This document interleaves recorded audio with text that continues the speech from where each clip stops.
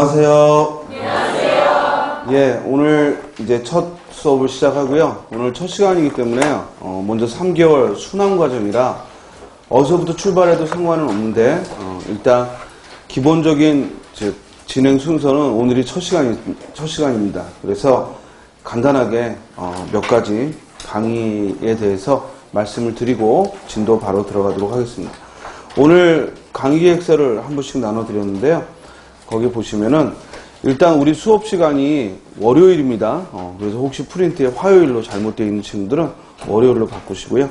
월요일 오전 수업이 오전 9시 반부터 1시까지 이렇게 진행을 하고요. 그리고 오후에 있는 심화반은 2시 반부터, 그래서 점심시간을 조금 길게 갖고 2시 반부터 6시까지 진행을 합니다. 거기 선생님이 최근 출제 경향 및 학습 대책에서 한 문단 정도 이야기를 써놨는데, 여기서 포인트는 이거예요. 즉, 우리가 공무원 시험이기 때문에 이 다른 시험과 달리 이 시험에 맞는 목표를 분명히 설정해야 돼요. 수능 준비할 때나 또는 국어 능력 시험을 준비할 때 또는 중고등학교 때 중간고사, 기말고사 준비할 때하고는 공부 방법이 달라져야 돼요. 왜냐하면 목표가 다른데 같은 식으로 진행할 수는 없죠. 특히 가장 중요한 건 우리 시험에서 어떤 영역이 과거에 비해 즉 출제가 달라지는가라는 거예요. 즉 여러분들이 비교할 수 있는 수능 시험과 비교했을 때 어떤 부분이 달라지는가 했을 때 가장 큰 부분은 바로 문법과 어문 규정이에요. 그래서 거기 두 번째 줄에 우리 시험은 공무원 시험에 필요한 직무 능력을 측정하는 것이기 때문에 즉 실용적인 국어 능력, 즉 문법 지식과 어문 규정의 올바른 사용이 가장 큰 비중이라는 겁니다. 결국 여러분들이 이론이라고 학습해야 되는 부분이 이번 1개월, 2개월 동안 진행하는 문법과 어문 규정이 가장 비중 있는 부분이다라고 이걸 목표를 분명히 하시고요. 그러면 우리 교재는 총 3권으로 이루어져 있는데 이 중에서 마지막 3권은 문제집이에요. 기출문제하고 예상문제가 들어있는 문제집이고, 다시 2권 중에서 지금 얘기하고 있는 국어의 문법과 그리고 실용적인 부분이 들어있는 건 1권에 들어있어요.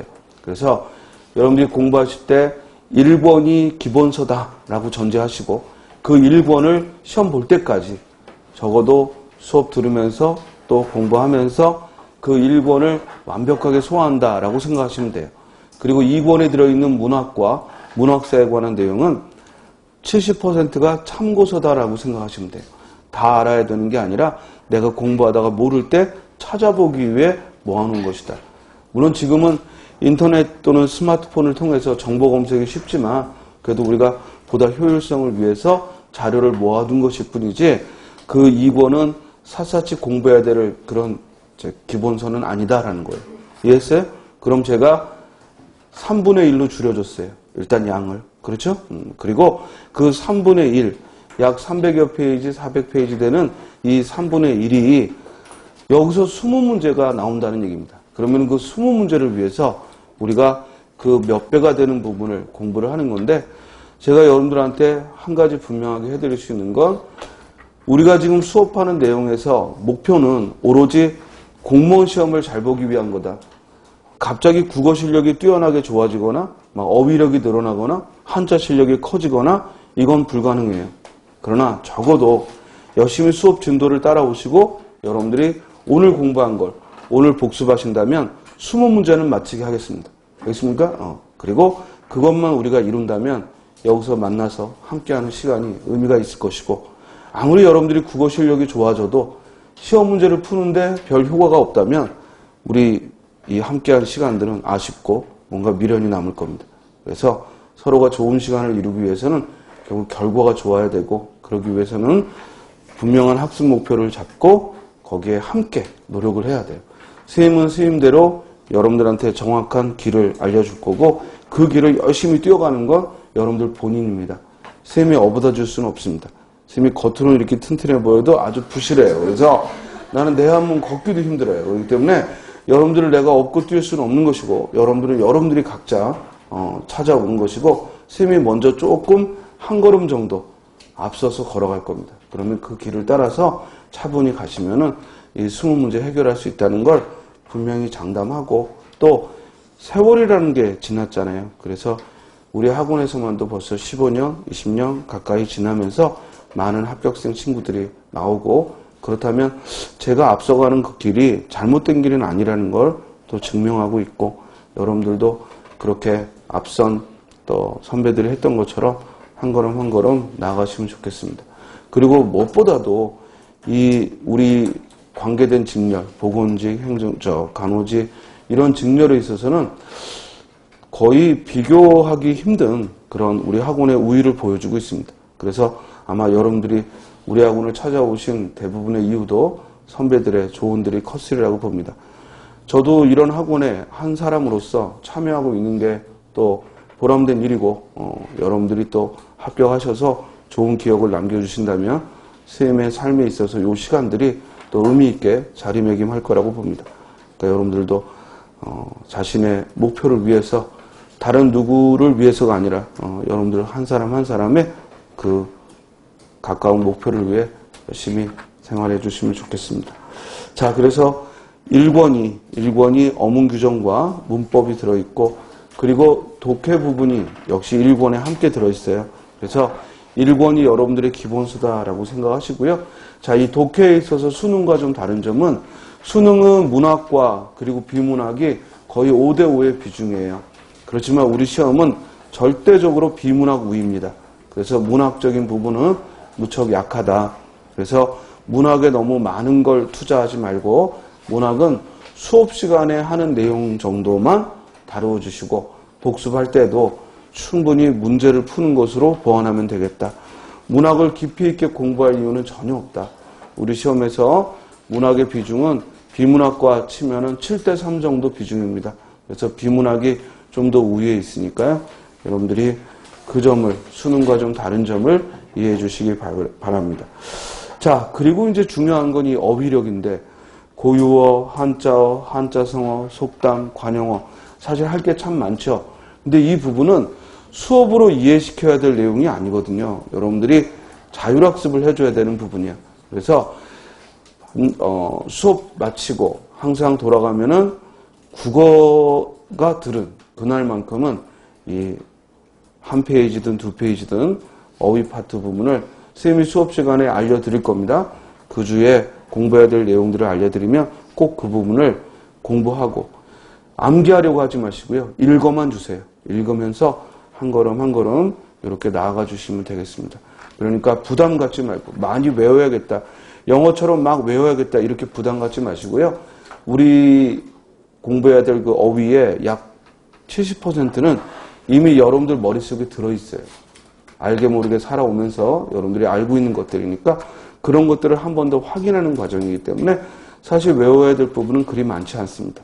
다만 좀 귀찮고, 또 영어처럼 내가 하나도 모르는 건 아니니까 자꾸만 소홀히 하고 뒤로 미루다 보니까 그 부분이 약해지는 거니까, 그거는 진도 나가면서 말씀드릴 때마다 살펴주시기 바랍니다.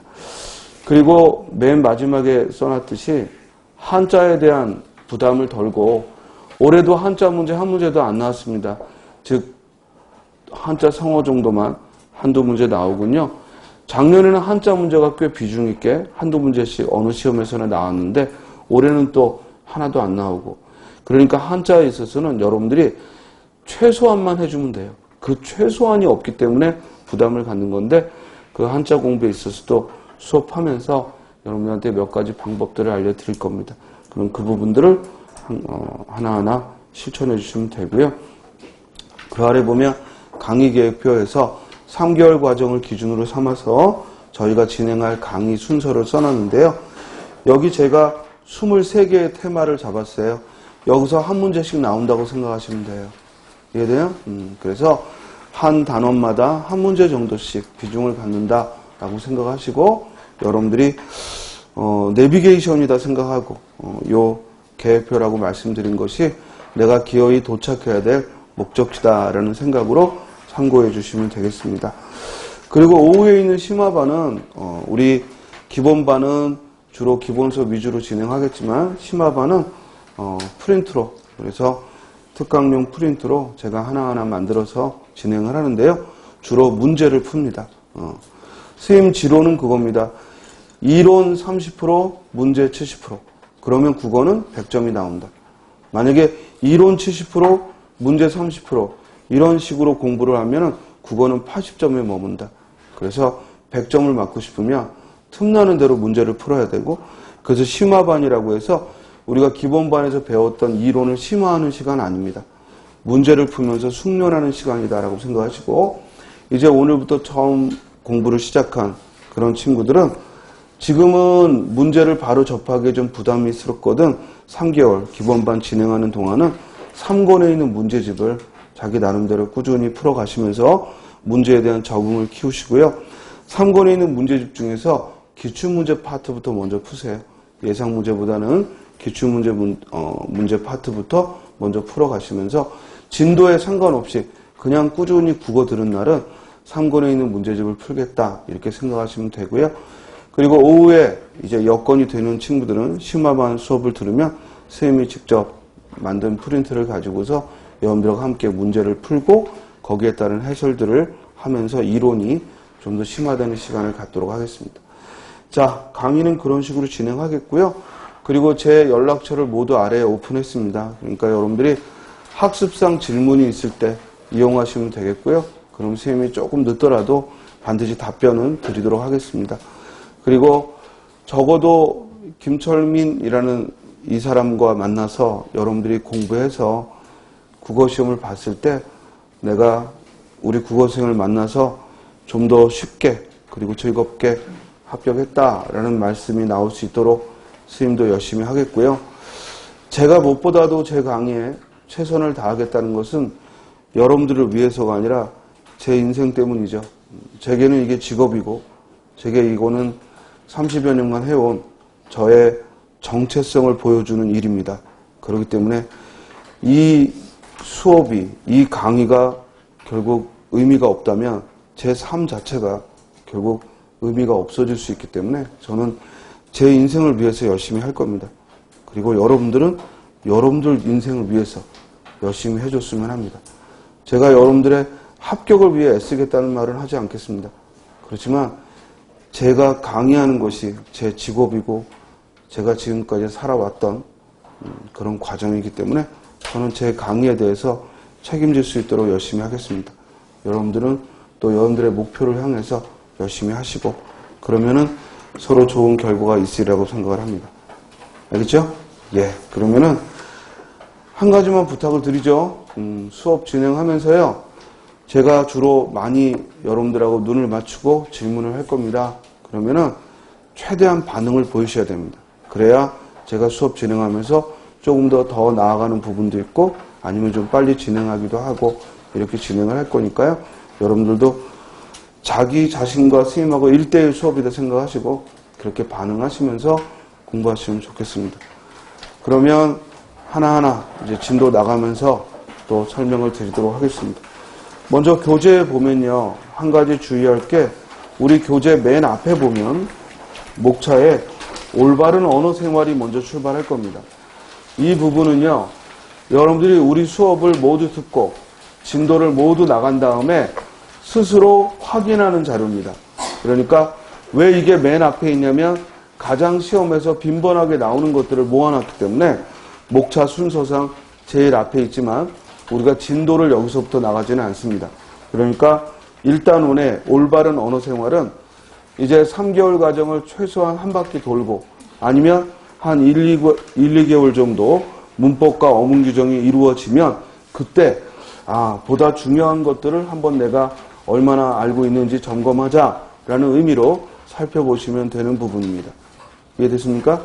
자, 그러면 진도는 우리 교재로 치면 두 번째 있는 현대 문법부터 이제 하나씩 나가도록 하겠습니다. 자, 이 현대 문법 파트가 비중이 있는 이유는 어떤 언어를 배우더라도 그 언어의 규칙을 알아야 우리가 그 말과 글을 제대로 쓰게 되죠. 그래서 우리 국어의 즉 규칙을 현대 문법이라는 이름으로 이제 하나하나 배우게 될 겁니다. 그러면 여러분들이 중고등학교 때부터 계속 문법을 배워왔는데 왜 이 부분이 새삼 어렵게 느껴지는가 하면요. 용어를 모르더라요. 용어를. 그러니까 최소한의 문법 용어를 알고 있으면 쉽게 접근할 수 있는데 그 용어를 모르니까 해당되는 부분에 대한 이해가 어려워지는 그 이유고, 또 하나는 국어 문법이든 영어 문법이든 중요한 건 문법은요, 어떤 순서에 따라 의문론, 형태론, 문장론 순서에 따라 여러분들이 대부분 공부하고, 또 영어도 뭐 투부정사부터든 명사부터든 어떤 단계를 적어서 진행해서 공부를 하는데, 실제로 문법적인 설명은 그렇게 단계별로 설명이 안 되고 모두 알아야 되는 그런 용어들을 써요. 그러다 보니까 여러분들이 뒷부분을 아직 안 배운 상태에서 앞에서 자꾸 그 용어들이 나오니까 힘든 거예요.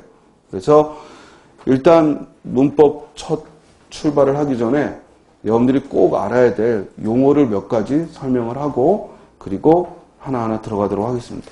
자, 먼저요. 여기 철수가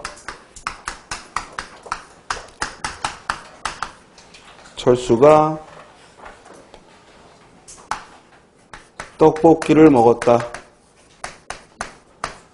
철수가 떡볶이를 먹었다.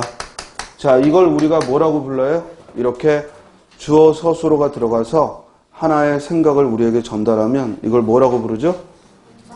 문장이라고 불러요. 문장. 그렇죠? 문장이라고 부릅니다. 그래서 문장이라는 것은 이와 같이 마침표를 딱 찍고 하나의 생각이 전달됐을 때 문장이라고 하고, 만약에 여기 떡볶이가 빠져 있고 철수가 먹었다 하면 잘못된 문장이라고 하는 겁니다. 왜냐하면 전달되는 정보가 빈틈이 있잖아요. 이해돼요? 그렇다면 문장이라는, 이 완전한 문장이라는 것은 결국 무슨 뜻이냐? 그 내용이 의문이 없이 완결된 내용을 전달해야 된다 이 말이에요. 이해됐어요? 다만 우리말에서 대화에 있어서는 주어가 생략되기도 하고 목적어가 생략될 수도 있어요. 그렇지만 문장, 곧 글로 쓰는 데 있어서는 분명히 밝혀야 될 부분들이 빠지면 안 됩니다. 그래서 우리가 문장이라 하면은 이는 내가 읽었을 때 낯선 사람이 읽어도 문맥에 관계없이 그 내용이 완벽하게 전달됐을 때 이를 문장이라 합니다. 자, 그럼 이 문장을 이루고 있는 요 세도막을 뭐라고 부릅니까? 이 세도막을 뭐라고 불러? 모두 처음 듣는 것 같은 표정 지으면 안 돼. 여기 지금 3개월 한 친구도 있고 6개월째 하는 친구도 있고, 그죠? 이렇게 또 오랜만에 1년, 2년 후에 다시 또 공부할 생각이 들어서 온 친구도 있고, 이제 오늘 처음 온 친구도 있지만, 중요한 건 중고등학교 때 다 했던 거야. 그러니까 자꾸만 떠올려 보려고 하세요. 알겠어요? 기억을 떠올려 보려고 애를 써보자고. 자, 요 도막도막의 세 개를 뭐라고 불러요? 어절이라고 부릅니다. 그래서 이는 3어절로 되어 있죠. 자, 이제 어절이란 용어 알았어요? 어절은 문장을 이루고 있는 띄어쓰기의 단위, 도막도막의 단위를 뭐라고 부른다? 어절이라고 부릅니다. 자, 이 어절이 각각 하는 역할을, 문장을 이루기 위해서 각각 하는 역할을 우리가 뭐라고 하냐면 문장 성분이라고 해요. 그래서 앞으로도 이 문장 성분에 즉 필요한 용어를 말할 때에는 선생님이 뭐뭐어라는 말을 할 거예요. 이해돼요? 그럼 예를 들어, 자, 이게 목적어로서 이런 표현이 들어가면, 아, 역할이 목적어가 되는 어절이구나. 이렇게 이해하시면 돼요. 그죠? 이게 서술어입니다. 그러면, 즉, 그 문장의 맨 끝에서 문장을 완성하는 그 요소를 서술어라고 하고, 즉, 이는 문장 성분, 즉, 어절의 역할을 말하는 거다. 자, 왜 이걸 강조하냐면 이 문장 성분은 사람으로 치면 직업을 말한 거고, 이제 이거보다 작은 단위가 뭐냐면 단어죠. 단어. 그죠? 그러면 우리가 저 철수가 떡볶이를 먹었다는 몇 단어로 이루어져 있나요? 2단어? 자, 무서운 얘기를 또 해. 자, 철수가 떡볶이를 먹었다는 몇 개의 단어로 되어 있냐 하면은 그 어절에다가 어절이 곧 단어의 수가 돼야 되는데, 영어는 그렇죠? 어절이 곧 단어죠? 그렇지만 우리말에서는 단어임에도 불구하고 붙여 쓰는 게 있기 때문에 그 붙여 쓰는 요소, 그걸 조사라고 불러요. 그 조사의 개수를 더해야 즉 단어의 개수가 됩니다. 그러면 여기 철수가 떡볶이를 먹었다는 즉 조사가 몇 개 있나요? 2개 있죠. 뭐하고 뭐가 있어요? 가와 르이 있습니다. 이 둘을 합쳐서 곧 몇 단어가 되는 거죠? 5단어가 됩니다. 자, 방금 문장 성분으로 말하면 3개의 문장 성분, 주어, 목적어, 서술어로 이루어져 있는데 이제 단어라는 개념으로 이야기하게 되면 이때는 품사라고 해서 뭐뭐 사로 끝나는 대답을 하게 되죠. 그래서 사람으로 치면 품사는 뭐다? 이름이다. 그 사람의 이름이 직업이 달라진다고 바뀌지 않듯이 우리가 어떤 사람이 직업은 얼마든지 달라질 수 있죠. 우리 친구들 여기서는 수험생이지만 집에 가면 아들로 딸로 역할이 달라지죠. 그러더라도 이름이 바뀌지는 않습니다.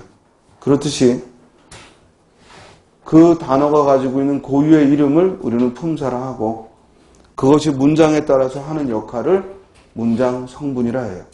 그러니까 어떤 단어가 문장 성분은 얼마든지 달라지지만 품사는 웬만하면 바뀌지 않습니다. 그러나 사람의 이름도 가끔 바뀔 때가 있죠. 뭐냐면 개명한다고 하죠. 어머니 아버지가 이름을 너무 함부로 지어줬을 때. 그죠? 그때 우리는 개명이라는 걸 하게 돼요.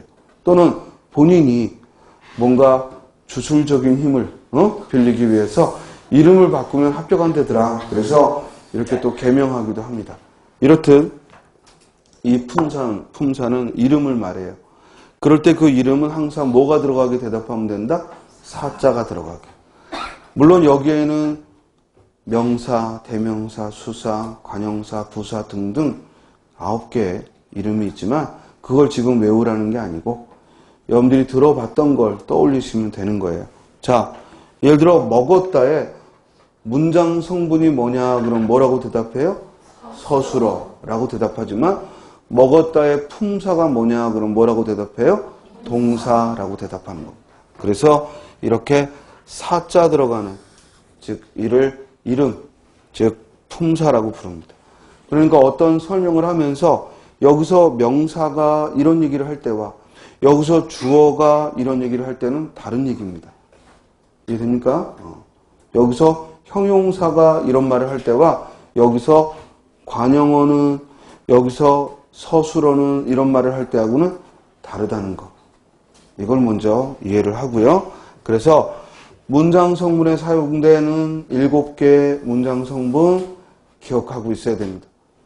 그럼 그 7개를 정확히 이해하는 건 뒤에 가서 하더라도 어떤 게 있는지는 알고 있어야 문법 설명이 이해가 된다는 거예요.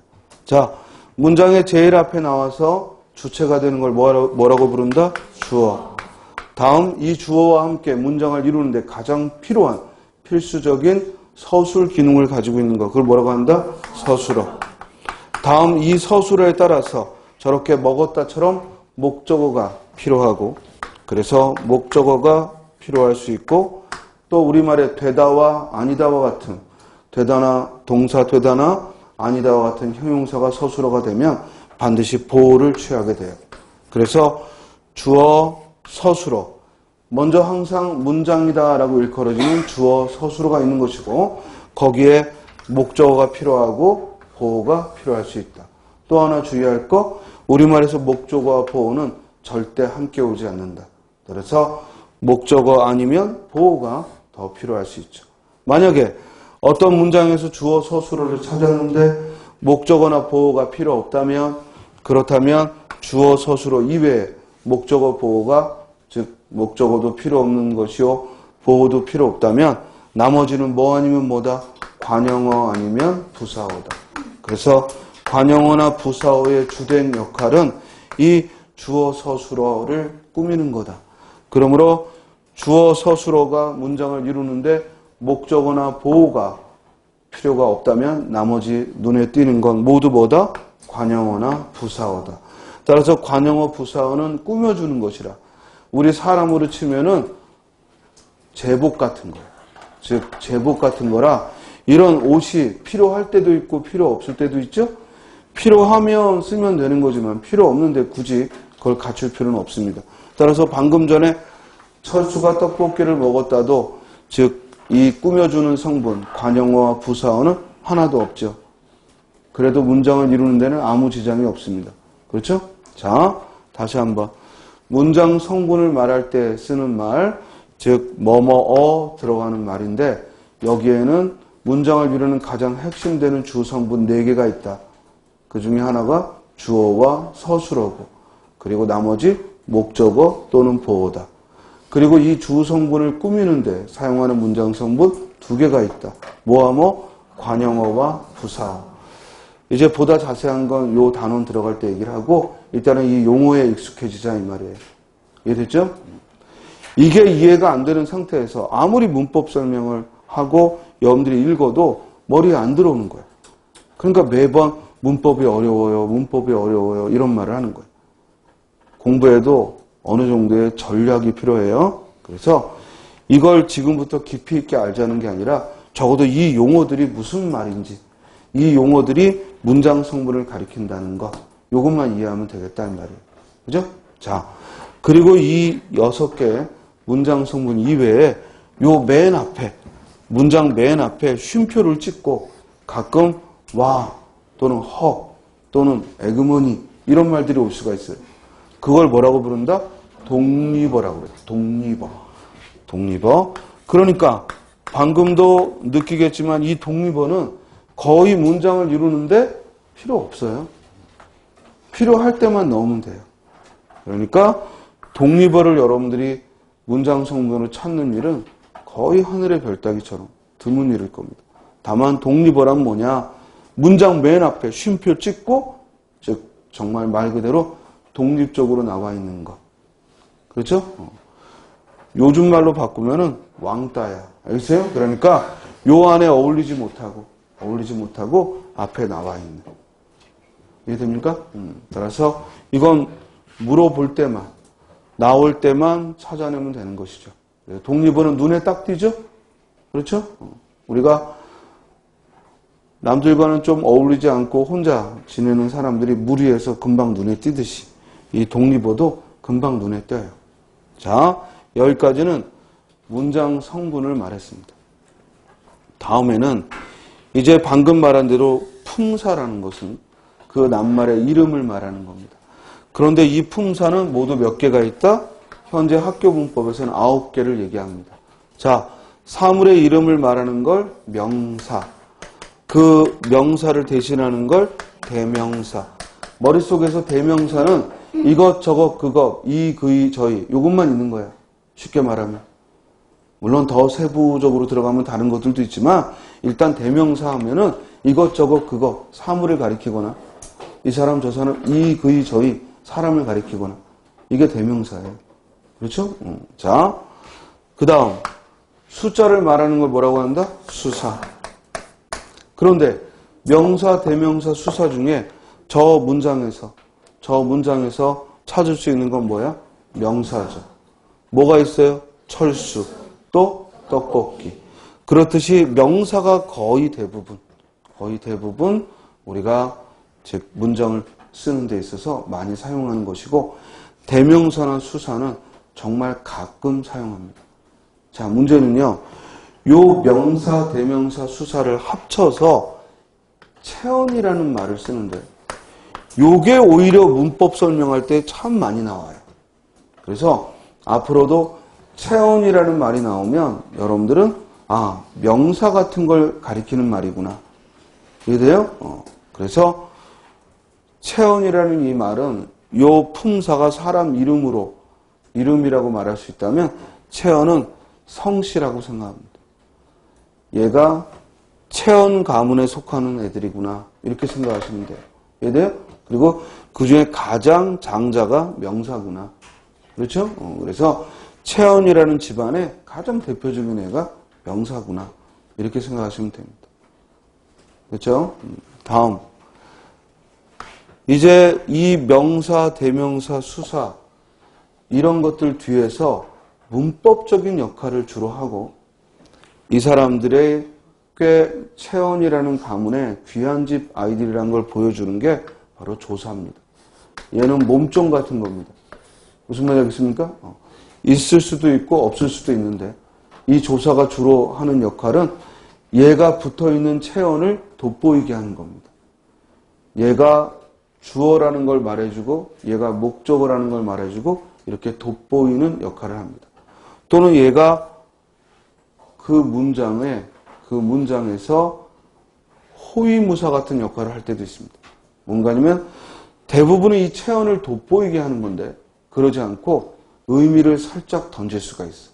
뭐 반복한다거나 대조한다거나. 이제 이에 대한 보다 자세한 건 나중에 하고 일단은 딱 눈으로 볼 때 주로 체언 뒤에 붙어 있는 걸 우리는 뭐라고 부른다?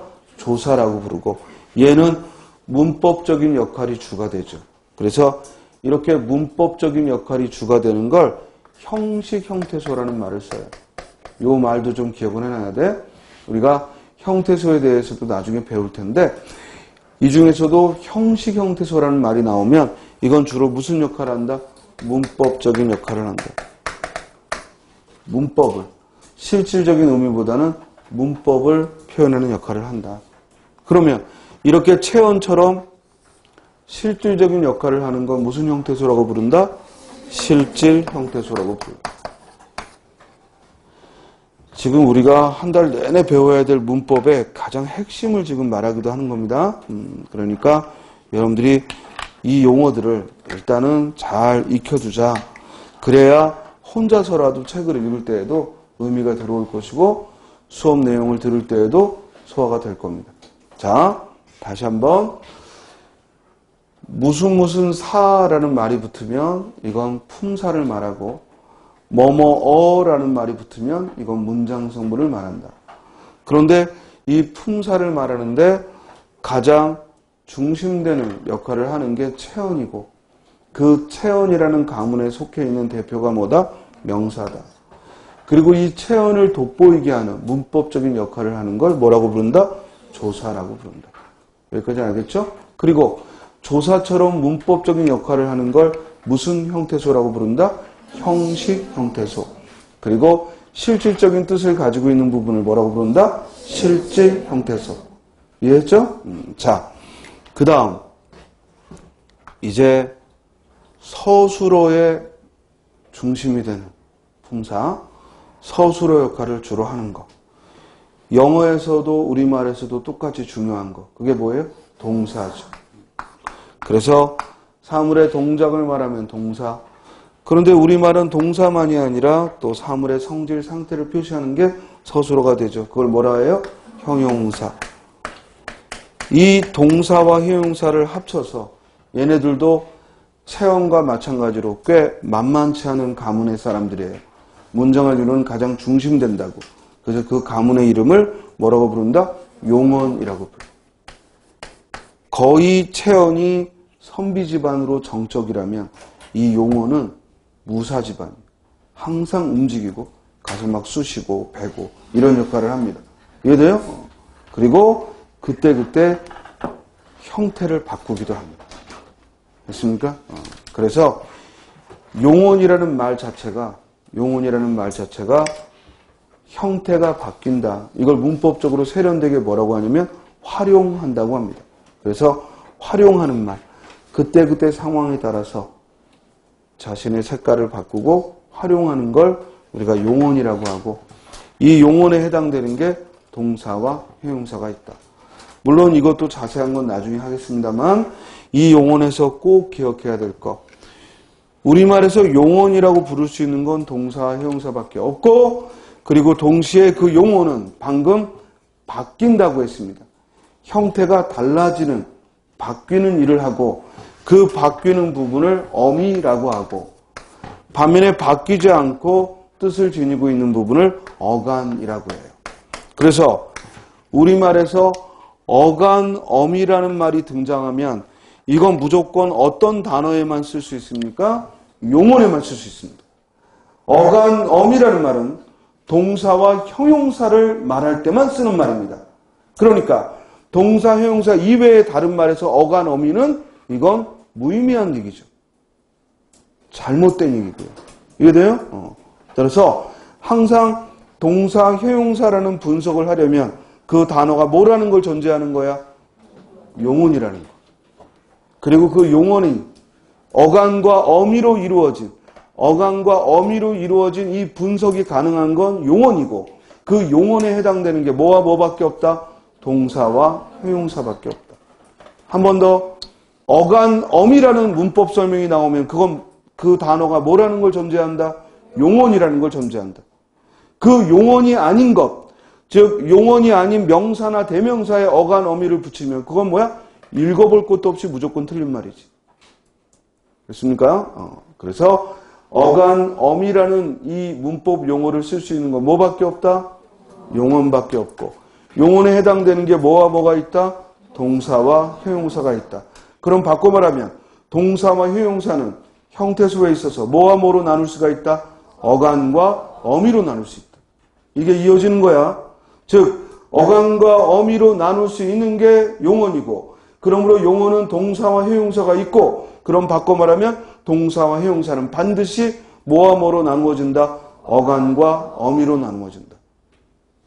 여기까지 이해했어요? 그러면 먹었다라는 말의 문장 성분은 뭐라고 했어요? 서술어.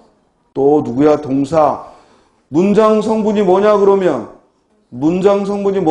어짜 들어가는 대답을 하라고. 자, 먹었다의 문장 성분은 뭐다? 서술어. 이번에는 저 먹었다는 품사가 뭐냐? 그럼 뭐라고 한다? 동사라고 하고. 그렇다면 동사니까 용언이니까 어간과 어미로 이루어졌을 것이다. 그러면 어간은 어디까지? 먹. 그리고 어미는 엇과 다. 그러면 어간, 어미를 나누는데 가장 간단한 건 여러분들이 동사나 형용사를 만났을 때 그 낱말의 뜻을 찾기 위해 국어사전을 찾는다면 먹었다라는 말을 국어사전에서 찾을 때 뭐라고 찾습니까? 먹다라고 찾죠. 그렇죠? 먹었다라고 찾으면 안 나옵니다. 먹다라고 해야지만 나옵니다. 그럴 때 그 국어사전에 써있는 그 동사나 형용사의 형태를 기본형이라고 합니다. 그 기본형은 어간 플러스 어미 다로 이루어진 겁니다. 그래서 국어사전에서 찾을 때 그 기본형에서 다를 뺀 앞부분이 뭐가 되는 거야? 어간. 그리고 나머지는 어미가 되는 거야. 그러면 아름다웠다라는 말의 어간이 뭐냐라고 물어보면 이것을 사전에서 찾을 때 뭐라고 찾아? 아름답다. 그러니까 어간은 뭐가 되는 거야? 아름답. 이해됐죠? 안절부절 못한다라는 말을 사전에서 찾을 때 그는 안절부절 못했다. 이 말을 사전에서 찾을 때 우리는 뭐라고 찾냐면 안절부절 못하다라고 찾습니다. 그러면 안절부절 못하다니까 어간은 뭐가 됩니까? 안절부절 못하가 어간이 되는 겁니다. 여기까지 이해했어요? 자, 어간과 어미라는 말은 어떤 말에만 붙인다? 용언에만. 그리고 그 용언의 어간은 기본형에서 어딜? 다를 뺀 앞부분. 이해됐어요? 자, 그러면 먹었다라는 말에서 어간은 뭐가 된다? 먹. 어미는 엇과 다인데 이 어미는 두 가지로 이루어져 있다. 하나는 다처럼 항상 문장 단어의 맨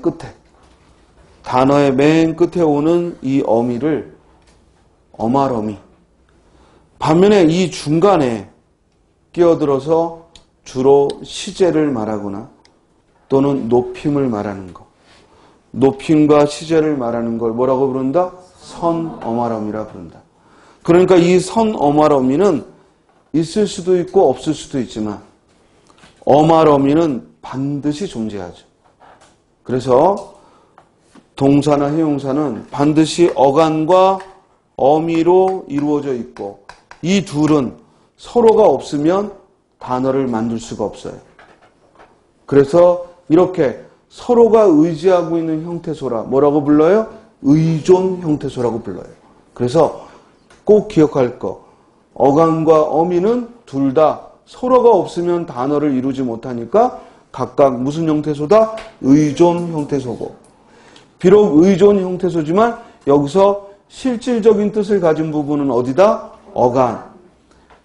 문법적인 의미를 갖는 형식 형태소는 어디다? 어미. 다시 한 번 더. 용어는 어간과 어미로 이루어져 있는데 일단 어간과 어미는 각각 단어를 만들 수가 없다. 반드시 서로 합쳐져야 단어를 이룬다. 그래서 서로가 서로에게 의지하고 있기 때문에 이런 형태소를 뭐라고 부른다? 의존 형태소. 그러면 아까 명사와 조사처럼 서로 분리돼도 전혀 관계없는 한 단어를 이루는, 그죠? 분리돼도 한 단어를 이루는 이 각각은 뭐라고 불러요? 자립 형태소라고 부르는 거죠. 그러니까 혼자서도 단어를 이룰 수 있는 건 뭐라고 부른다? 자립 형태소. 그러나 둘이 만나서야 비로소 단어를 이루면 이는 뭐라고 부른다? 의존 형태소. 때문에 이 어간과 어미는 분명히 어간은 실질적인 뜻을 가지고 있고 어미는 문법적인 역할을 하지만 둘 다 상대가 없으면 단어를 이룰 수가 없다. 우리말에 먹 혼자서는 단어 못 만든다. 익 혼자서는 단어 못 만든다. 이러면 혹시 우리 친구들이 선생님 먼저 가 이러면은 가는 혼자서도 단어를 이루지 않습니까? 이건 그럼 예외입니까? 아니죠. 가, 먼저 가, 거기서 하고 써있는 그 단어는 우리 눈으로 볼 때는 어간 가다에 가를 쓴 것 같지만 절대 어간은 혼자서 단어를 이룰 수가 없으니까 그 가에는 뭐가 숨겨져 있다? 어미, 아가 숨겨져 있는 거예요. 이해돼요? 먼저 자 할 때의 자는 절대 자다라는 말에 자 혼자 쓴 게 아니다. 먼저 자 할 때 그 자에는 자다의 자와 뭐가 들어있다? 어미, 아가 들어있다. 이해돼요?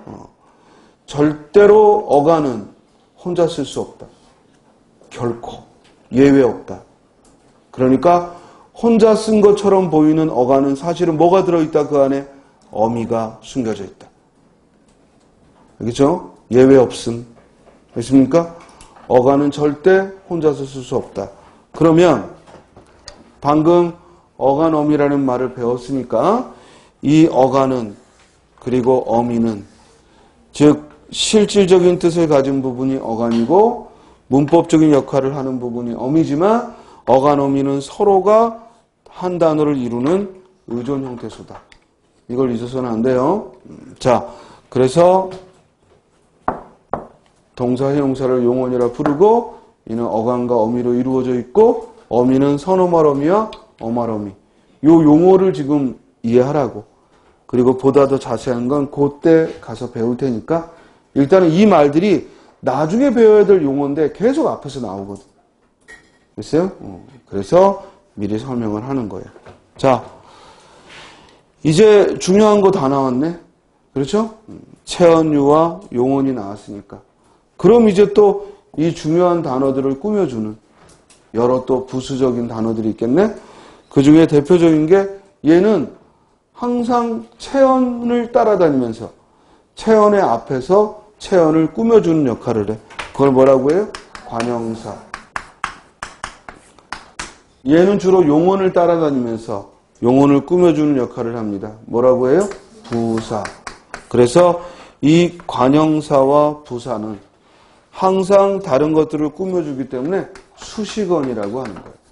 얘는 수식어의 가문이야. 그래서 수식어에는 관형사와 부사가 있다. 자, 여기서 조심할 거. 이 관형사나 부사는 처음부터 존재할 때 너는 혼자는 못 쓰고 주로 체언을 꾸며 너는 주로 용언을 꾸며 하고 태어난 애들이고 처음에는 명사로 태어났지만 얘가 나중에 다른 걸 꾸미는 역할을 하게 되면 문장 성분은 관형어가 되는 거거든요. 그래서 이 관용어라는 것과 관용사를 헷갈리면 안 돼. 중요한 건 관용사나 부사는 무조건 관용어 부사어예요. 자, 여기서 중요한 말. 원래가 이름이 관용사이고 원래 이름이 부사인 애들은 절대 다른 성분으로 쓰이질 않아. 관용사는 항상 뭐가 돼? 관용어라는 직업을 가져야 되고, 부사는 항상 무슨 직업을 가져야 돼? 부사어라는 직업을 가져야 되는데, 중요한 건 얘네들이 이 직업을 독점할 수는 없다고. 그러니까 관용사면 무조건 관용어고 부사면 무조건 부사어인데, 관용사나 부사가 아닌데도 관용어나 부사어가 될 수는 있다고. 이 말 이해했어요? 그래서 관용사나 부사라는 것과 관용어 부사어는 일치할 수도 있지만 일치하지 않을 수도 있다는 거, 이걸 기억을 하자고요. 자, 이제 끝으로 할 거 다 했으면 주로 독립어 하는 것, 그죠? 그걸 뭐라고 불러요? 감탄사라고 불러요. 자, 그래서 이렇게 9개의 품사를 가지고 있습니다. 그러면 이제 해볼까요? 철수는 품사가 뭐라고요? 명사. 그리고 가는 품사가 뭐라고요? 조사. 떡볶이는 품사가 뭐예요? 명사. 늘은 품사가 뭡니까? 조사. 그리고 먹었다는 문장 성분이 뭐라고요? 서술어. 그렇죠? 반면에 먹었다의 품사는 뭐라고요? 동사. 자, 그러면 이제 떡볶이라는 단어로 들어가 봅시다. 얘는 하나의 단어가 하나의 문장 성분이고, 얘도 그렇고, 얘도 그렇고, 얘도 그런데 얘는 뭔가 좀 다르죠. 왜냐면 우리가 얼핏 봐도 얘는 떡도 혼자 쓸 수 있고 볶다도 혼자 쓸 수 있고. 자, 그러면 떡볶이를 이제 분석을 해보면 이때 필요한 용어가 뭐냐? 바로 어근이라는 말과 그리고 접사라는 말.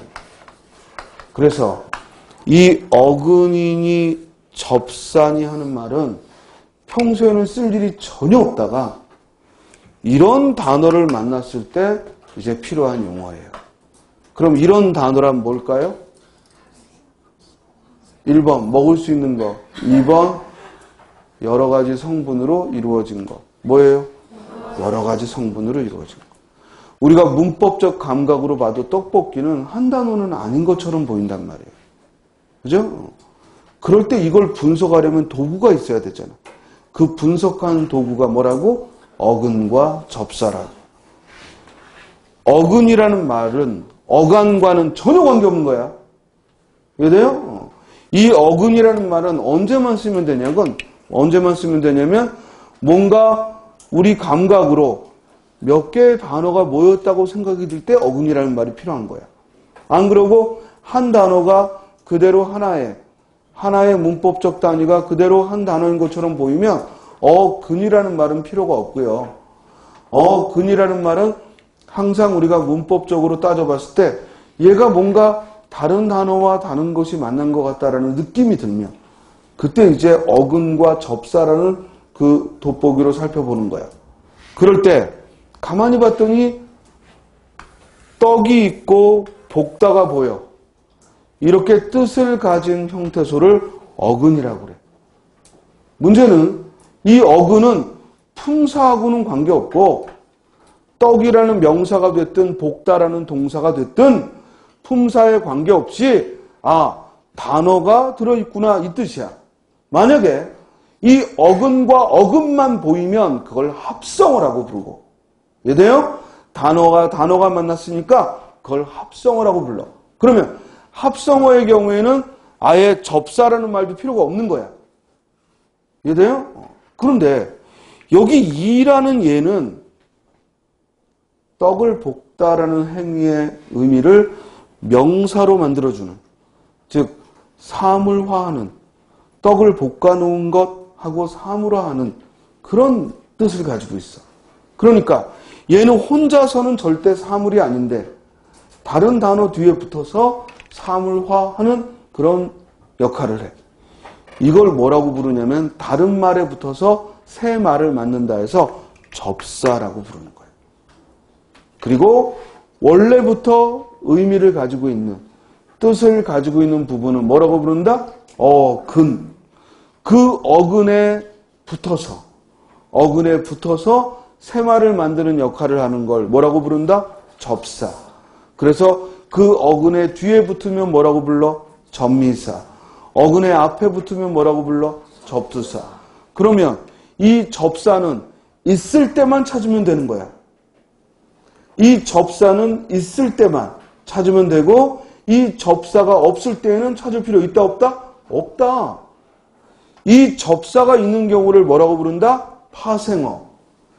분명히 어떤 단어끼리 모였는데 접사가 없어? 어근과 어근만 있어? 그럼 뭐라고 부른다? 합성어. 자, 요 용어도 나중에 형태론 할 때 자세히 배우겠지만 일단 합성어, 파생어라는 말이 뭔지를 알고 있자. 합성어와 파생어는 우리가 문법적인 시각으로 봤을 때 적어도 둘 이상의 의미 있는 문법적 분석이 가능할 때 이걸 우리는 합성어나 파생어라고 하는데 가만히 따져봤더니 어근과 어근, 즉 우리가 평소에 쓰는 단어와 단어로 이루어져 있으면 뭐라고 부른다? 합성어라고 부르고 반면에 그 어근 이외에 문법적인 역할을 하는 형태소가 보였을 때는 뭐라고 부른다? 접사라고 하고 그 접사가 붙어서 이루어진 말은 뭐라고 부른다? 파생어라고 해. 그러면 질문, 떡볶이는 어근이 몇 개야? 2개야. 뭐와 뭐? 떡과 볶다. 그렇죠? 그리고 접사가 뭐예요? 이. 그러면 얘는 한 번에 합성을 했고 그리고 또 한 번에 파생을 한 단어다. 이렇게 얘기를 하는 거야. 다시 한번. 합성어라는 건 어근과 어근이 합쳐져 이루어진 말, 그게 합성어고 그렇게 해서 이루어지는 걸 합성법을 썼다라고 하는 것이고 반면에 어근에 접사가 붙어서 새 말을 이루면 그 단어를 우리는 파생을 하고 그런 경우 파생법을 써서 이루어진 단어다. 이렇게 얘기를 하는 거예요. 이랬어요? 자, 어떤 낱말이 합성법을 써서 이루어졌는지 파생법을 써서 이루어졌는지 그 전에 우리가 먼저 판단해야 될 것은 얘가 하나의 단어인지 아니면 문법적으로 다른 것들과 결합했는지 그래서 아직은 합성어인지 파생어인지 모를 때 뭔가 다른 게 들어있는 것 같아 라고 느껴질 때 필요한 용어가 복합어라는 말이야. 복합어. 그래서 이렇게 어근과 접사로 이루어졌든 어근과 어근으로 이루어졌든 어근과 접사로 이루어지면 파생어라고 부르고 어근과 어근으로 이루어지면 합성어라고 부르는데 아직 이 판단을 하기 전에 뭔가 그래도 여러 가지가 들어있는 것 같아 라고 느껴질 때 쓰는 용어가 뭐라고? 복합어고 반면에 그 낱말이 그냥 하나의 단어가 곧 하나의 성분이 하나의 단어인 것 같아 라고 느껴질 때 쓰는 말은 단일어라고 하는 거예요. 그래서 우리말의 단어에는 단일어와 복합어가 있고 다시 복합어는 어근과 어근이 만나는 뭐야? 합성어와 어근과 접사가 만나는 뭐가 있다? 파생어가 있다. 여기까지 이해했습니까? 자, 그럼 다시 갑니다. 그러면 철수는 단일어예요? 복합어예요? 단일어죠. 조사가는 단일어야? 복합어야? 단일어죠. 반면에 떡볶이는 단일어예요? 복합어예요? 복합어죠. 그리고 어근과 어근이 만난 합성어예요?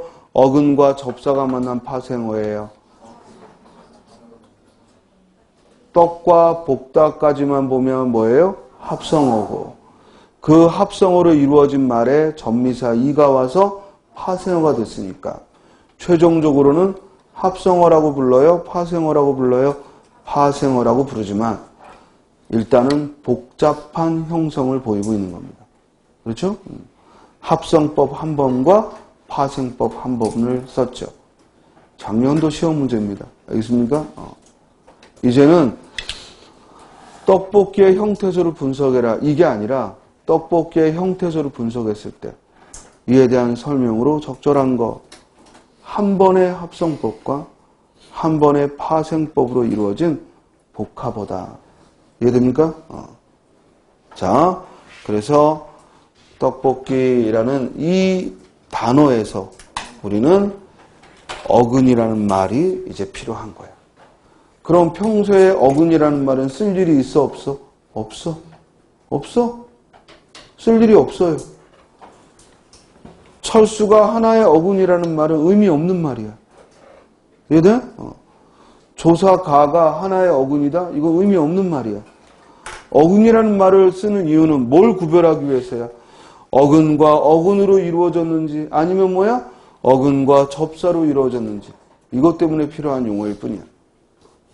자, 그러면 이렇게 복합어가 아닌 단어에 어근과 접사를 구별한다는 건 말도 안 되는 얘기가 되는 거지. 그렇죠? 그러나 어간과 어미라는 말은 모든 동사나 형용사는 즉 어간 어미로 나눌 수 있지. 그러나 모든 동사와 형용사를 어근과 접사로 나눌 수는 없지. 어떤 경우에는 어근과 접사로 나눠 합성어를 이뤘거나 파생어를 이뤘다고 생각되는 것만 어근과 어근, 어근과 접사란 말을 쓰는 거야. 여기까지 알겠어요? 자, 그럼 질문. 먹었다를 형태소 분석하면 가는 뭐라고요? 먹. 어미는 뭐라고요? 엇과 다. 먹었다의 형태소를 분석하는데 근이 뭐냐라고 물어보면 틀린 질문이지. 이해돼요? 접사도 없고 다른 어근도 없는데 갑자기 어근이라는 말을 꺼낼 이유가 없는 거죠. 이해됐어요? 자, 여기 이번에는 이런 말을 써보자고. 그는 오늘따라 떡볶이가 잘 먹혔다. 그죠? 오늘따라 음식이 잘 먹혔다. 오늘따라 떡이 잘 먹혔다. 먹혔다를 썼다고 그럽시다. 자, 그럼 지금부터 질문을 잘 들어봐요. 이걸 정확히 대답하면 여기까지 선생님 말을 잘 이해한 거고, 이걸 물을 때마다 아주 자립적인 대답을 하게 되면 그때는 이해가 덜 된 거지. 자, 이 먹었다의 품사는 뭡니까? 먹혔다의 품사는 뭡니까? 동사. 이 먹혔다의 문장 성분은 뭡니까? 서술어. 비록 다른 성분이 없어도 먹혔다라는 이 형태는 서술어의 형태예요. 여기까지 이해했죠? 다음, 이 먹혔다는 형태소를 나누면 몇 개의 형태소로 나눠지느냐라는 겁니다. 그렇죠? 이 대답을 하려면 모든 동사나 형용사는 형태소를 나누라 하면 뭐와 뭐로 나눕니까? 어간과 어미로. 어근 이런 거 떠올리지 마. 일단 어간과 어미로. 이게 1순위야. 그러니까 어간 어미를 따져봐야죠. 그래야 형태소를 나누든 할 거 아니에요. 자, 먹혔다의 간은 뭡니까? 까지 봐야죠. 왜냐면 아까 먹었다의 어간은 먹이지만 왜냐하면 먹다에 나오니까 먹혔다는 먹다에서 희가부터 이루어진 세 말이야. 그러니까 먹히다는 사전에 먹히다라고 나와 있지 먹다라고 안 나옵니다. 이해돼요? 먹히다라고 써있고, 분명히 사전에 먹히다라고 써있고, 먹다의 피동 이렇게 나옵니다. 사동이니 피동이니 라는 말은 나중에 배우겠지만, 이렇게 먹다라는 말과 먹히다가 별개라는 것부터 분명히 해야 돼. 이해돼? 여러분들 to read라는 표현하고 reading이라는 표현하고 같은 단어로 봅니까? 그러지 않죠? 하나는 엄격히 부정사라는 표현을 쓰고 하나는 동명사라는 표현을 씁니다. 이해돼? 그리고 그 두 단어는 영어에서 품사가 다르고 사전에서도 다르죠. 근데 왜 우리말에서는 먹다와 먹히다가 같은 단어라고 의식하는지 모르겠어요. 이해돼요? 먹다라는 말이 동사 원형이라면 먹히다는 투부정사나 동명사를 만든 거예요. 이해돼? 그러므로 그 둘은 다른 단어예요. 사전에서 다르게 접근하는 거예요. 됐습니까? 자, 그럼 다시 해봐. 먹혔다의 가는 뭐라고? 먹히. 어미는 그리고 뭐야? 다. 여기까지 먼저 나눈 다음에 이 먹히다라는 어간을 봤더니 얘는 먹다라는 근과 그리고 피동을 만드는 전미사 희가 보이는 거야. 그러므로 먹혔다의 근이 뭐냐? 그럼 뭐라고 대답하는 거야? 먹혔다의 근이 뭐냐? 그럼 뭐라고 대답하는 거야? 먹다라고 대답하는 거야. 즉 이 말은 먹다라는 말에서 만들어졌다는 거야. 이해돼요? 먹다라는 말에서 만들어진 거야. 먹다가 이 단어의 뿌리란 얘기야. 이 어근이라는 말은 그 단어의 뿌리가 뭐냐 이 뜻이야. 그러니까 먹혔다의 어근은 먹다라는 단어에서 왔다 이 말이지. 그 먹다가 먹히다가 됐다는 얘기는 희라는 말이 들어가서 새 말을 만들었다는 얘기니까 이 희는 뭐라고 부른다? 접사라고 부르는 거야. 새 말을 만드는 접사라고 부르는 거지. 그러므로 먹히었다는 다시 희를 접사니까 형태소로 구별을 해야지. 그래서 최종적으로 먹혔다는 형태소가 몇 개가 되는 거야? 4개가. 이게 처음부터 이루어지면 좋지만 그게 아닐 때에는 꼭 이 2가지 단계를 밟아. 처음에는 어간, 어미만 나누고 그 다음에 뭘 나눠? 어간에 뭐가 있는지, 어근과 어근으로 이루어져 있는지, 어근과 접사로 이루어져 있는지. 이게 자꾸 연습하면 동시에 이루어질 거예요. 그러나 질문 자체가 둘은 다르다. 이해됐어요? 자, 그러면 먹혔다는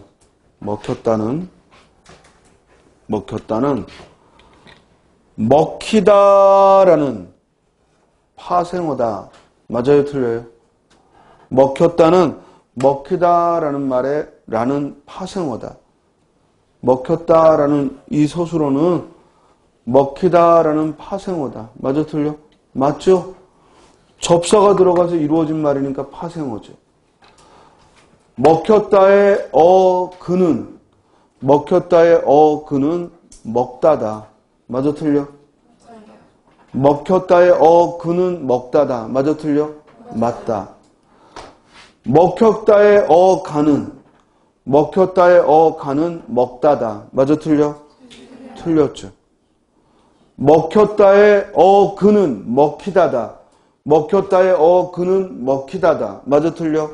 틀렸지. 먹혔다의 그는 먹히다다. 틀렸죠? 먹혔다의 그는 뭐라고? 먹다고. 그리고 먹혔다의 가는 뭐라고? 먹히다. 이해돼? 그래서 먹히가. 기본형이 먹히다니까 먹히가 어간이 되는 거야. 이해됐습니까? 그래서 정신 똑바로 차리고 질문이 뭔지에 대해서 대답을 해야 돼. 그냥 내가 알고 있는 걸 대답하려고 하지 말고.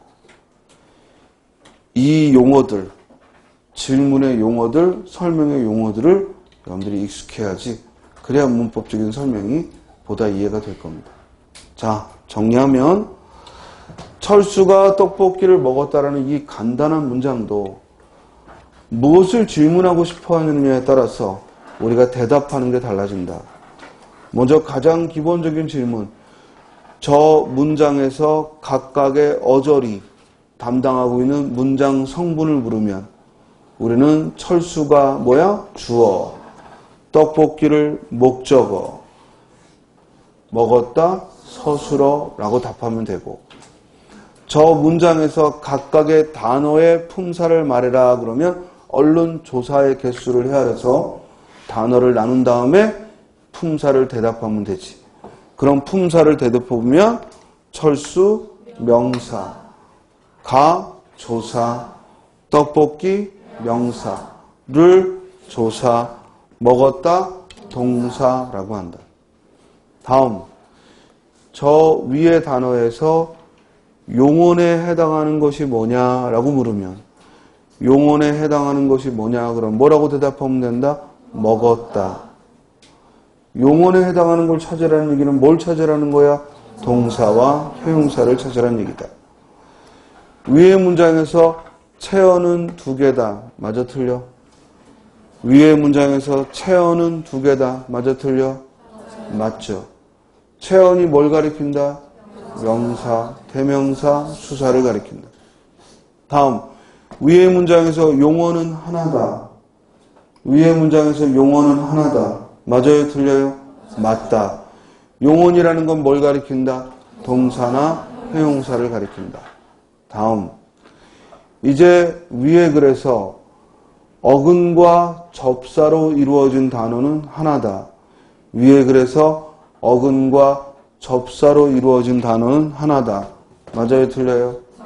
맞죠. 어근과 접사로 이루어진 단어. 파생어는 하나밖에 없죠. 뭐예요? 떡볶이죠. 이렇게 어간어미로 활용하는 건 파생어란 말 안 쓰죠?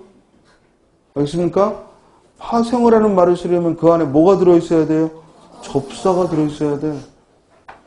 이걸 헷갈리면 안 돼. 어간어미로 활용하는 건 파생어라는 말 쓰는 거 아니에요.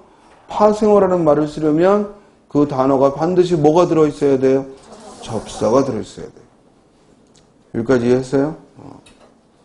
자, 중요한 건 이제 쉬면서 여러분들 머리도 쉬게 되고 그러면은 기억도 이제 쉬게 되는데 오늘 돌아가면 적어도 이게 한 달 동안 배울 내용의 압축이야. 그래서 이 용어들을 한 번 더 앞으로 문법을 공부하는 건 이 용어들을 이해하려고 공부하는 겁니다. 됐습니까? 그래서 잘 좀 기억해 두고요. 그럼 잠깐 쉬었다가 10분 쉬었다가 이어가도록 하겠습니다.